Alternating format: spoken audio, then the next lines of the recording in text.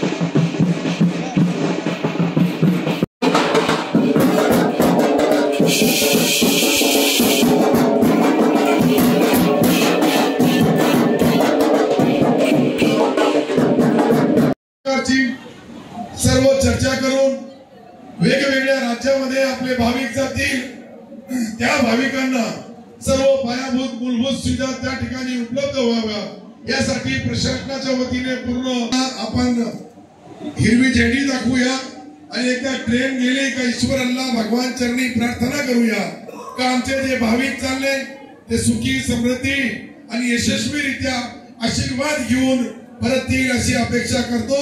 धन्यवाद। जय हिंद, जय महाराष्ट्र, जय श्रीराम। साहेबांनी मिळून अयोध्येसाठी रवाना केले। फेब्रुवारीमध्ये देशाचे लाडके पंतप्रधान नरेंद्रजी मोदी साहेबांनी अयोध्येमध्ये राम मंदिराचं लोकार्पण केलं आणि तेव्हापासून अनेक वयोवृद्ध लोकांची इच्छा होती की आम्हाला रामाच्या दर्शनाकरता जायला मिळावं आणि ह्याचा सगळ्याचा विचार करून राज्याचे मुख्यमंत्री एकनाथजी शिंदे साहेब, उपमुख्यमंत्री देवेंद्रजी फडणवीस साहेब आणि उपमुख्यमंत्री अजितदादा पवार साहेब यांनी कॅबिनेटमधून ही मुख्यमंत्री तीर्थ यात्रा योजना जाहीर केली, ज्या माध्यमातून 30,000 रुपये प्रत्येक व्यक्तीला देशातल्या कुठल्याही तीर्थस्थानाला जाण्याकरता ती निधी उपलब्ध करून दिला। आणि ह्या सगळ्याचा भाग म्हणून आज छत्रपती संभाजीनगरमधून जवळजवळ 800 लोक हे अयोध्येला श्रीरामाच्या दर्शनाला गेलेले आहेत। आणि ज्या भावना या लोकांच्या होत्या की साहेब आमच्या आयुष्यातलं जे एक इच्छा होती की मरायच्या अगोदर एकदा राम मंदिराचं दर्शन घ्यायला पाहिजे आणि ती इच्छा आज माननीय मुख्यमंत्री आणि उपमुख्यमंत्र्यांच्या या मुख्यमंत्री तीर्थयात्रा योजनेच्या माध्यमातून त्यांची आज पूर्ण होते। मी सर्व भाविकांना सर्व जे आज रामाच्या दर्शनाला चालले आहेत त्यांना हा जो प्रवास आहे हा त्यांचा सुखरूप आणि आनंदात हो आणि त्यांचं दर्शनही आनंदात हो हीच त्यांना शुभेच्छा देतो. आणि पुन्हा एकदा मुख्यमंत्री एकनाथजी शिंदेसाहेब, उपमुख्यमंत्री देवेंद्रजी फडणवीस साहेब आणि उपमुख्यमंत्री अजितदादा पवार साहेब आणि आमच्या पूर्ण मंत्रिमंडळाचं मी आभार मानतो की अशा सामान्य नागरिकांना, गोरगरिबांना, ज्यांना जायचं कसं हे माहीत नसते किंवा तिकीट कसं काढायचं, तिकडच्या दर्शनाची कशी करायचं, ही सगळी व्यवस्था शासनाने करून दिल्याबद्दल मी शासनाच्या वतीने सगळ्या या भाविकांना शुभेच्छा देतो आणि थांबतो. धन्यवाद. जय